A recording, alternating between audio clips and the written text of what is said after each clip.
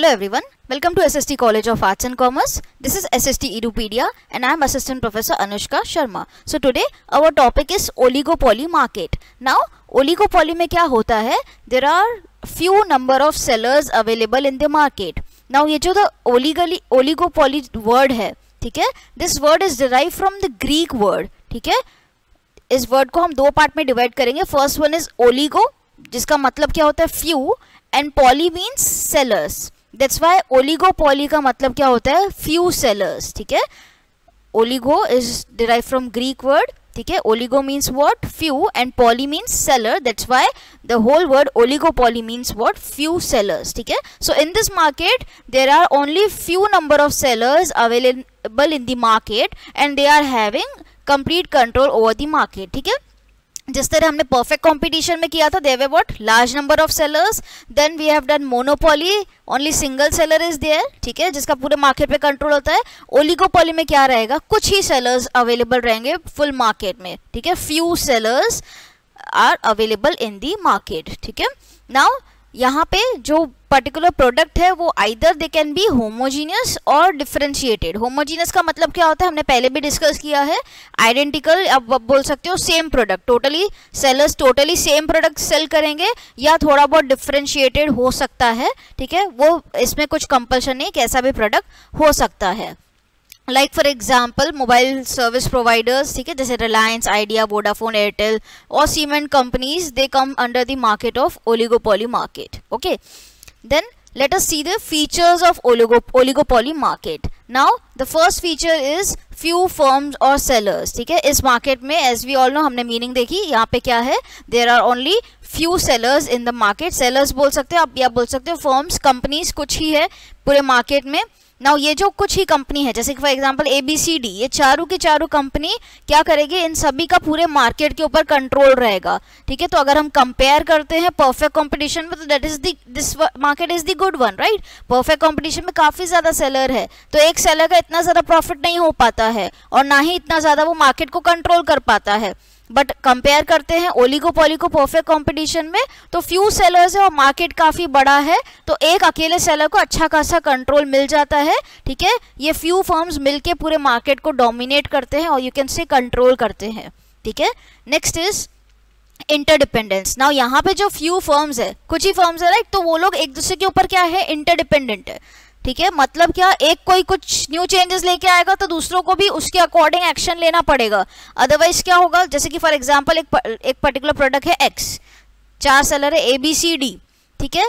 Product लगभग same ही है, ठीक है. नाउ जैसे हम देखते हैं रिलायंस, आइडिया, वोडाफोन, राइट, ये सब क्या है? ये कुछ ही सेलर्स अवेलेबल है जो हमको मोबाइल की सर्विस प्रोवाइड करते हैं. नाउ रिलायंस जियो कुछ चेंजेस लाता है, वैसे एयरटेल, वोडाफोन, आइडिया, इन सबको भी चेंजेस लाने पड़ते हैं. आपने नोटिस किया रहेगा, राइट. कुछ इंटरनेट पैक में वो लोग कुछ डिस्काउंट ऑफर देंगे, बाकी अदर फर्म्स ही फटाफट रिएक्ट करने लग जाती है. वाई? बिकॉज क्या हो जाएगा? कस्टमर का बेस उनका कम हो जाएगा, right. So in this the firms or you can say the companies are interdependent, एक दूसरे के ऊपर डिपेंडेंट है. अगर कोई एक पर्टिकुलर फर्म कुछ न्यू अच्छा चेंजेस लाती है जिससे ज़्यादा कस्टमर अट्रैक्ट हो गए, तो दूसरों को भी लाना ही पड़ेगा. अदरवाइज क्या होंगे? इनके कस्टमर्स भी पहले वाले के पास चले जाएंगे जिसने अच्छा चेंज लाया है, ठीक है. तो इस मार्केट में क्या है? इंटरडिपेंडेंस है, ठीक है. फर्म्स एक दूसरे के ऊपर डिपेंड करती है. Next is advertising. नाउ यहाँ पे क्या होता है? बाय वे ऑफ एडवर्टाइजिंग काफ़ी अच्छी पावरफुल एडवर्टाइजमेंट वगैरह करें, ठीक है. काफ़ी कैंपेन्स, प्रमोशनल एक्टिविटीज़ अगर हम करते हैं, ठीक है, बहुत सी लोग काफ़ी एग्रेसिव एडवर्टाइजमेंट करने लग जाती है, अच्छी अच्छी प्लान्स वगैरह देने लग जाती है, जिससे क्या होती है? हम लोग मार्केट के लार्ज पार्ट को कैप्चर कर पाते हैं. जैसे देखो रिलायंस जियो ने क्या किया था? स्टार्टिंग में हमको टोटली फ्री दिया था सर्विस, राइट. आप कार्ड ले लो, ठीक है, और आप कुछ समय तक, आई थिंक 1 या 2 साल तक टोटली फ्री था. बट बाद में क्या हुआ? बाद में अभी हमको पैक का रिचार्ज करवाना ही पड़ता है. बाद में धीरे धीरे अभी हाई रिचार्जेस हमको पे करना पड़ता है, ठीक है. तो अब क्या हुआ? इसकी वजह से दूसरी जो मोबाइल सर्विस प्रोवाइडर्स कंपनीज है, इनका भी उसी हिसाब से उनको भी क्या लेना पड़ा? एक्शन लेना पड़ा, राइट. अभी जो एक पर्टिकुलर स्कीम जियो लेके आता है, वही लगभग वैसा सही कुछ एयरटेल, वोडाफोन, आइडिया ये लोग भी लेकर आते हैं, ठीक है. सो क्या बोलते हैं? हाँ, एडवर्टाइजिंग, या आप बोल सकते हो अच्छी प्रमोशनल एक्टिविटीज़ करके ये लोग क्या कर सकते हैं? ह्यूज मार्केट को कैप्चर कर सकते हैं, ठीक है.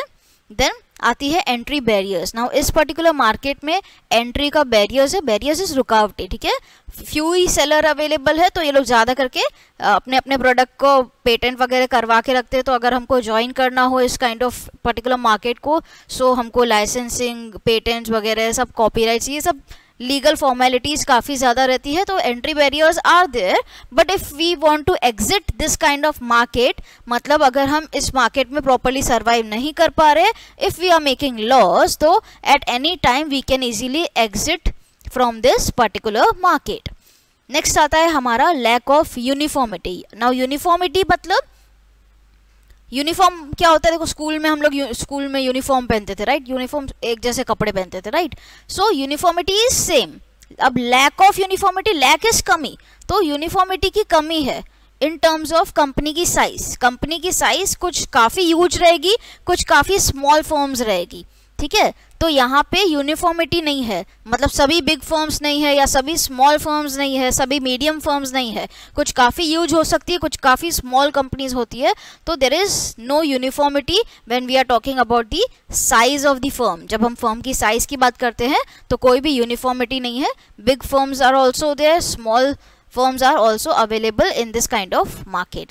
And lastly, the uncertainty. Now uncertainty is anything can happen at any point of time. Uncertainty का मतलब क्या होता है, कभी भी कुछ भी हो सकता है, ठीक है।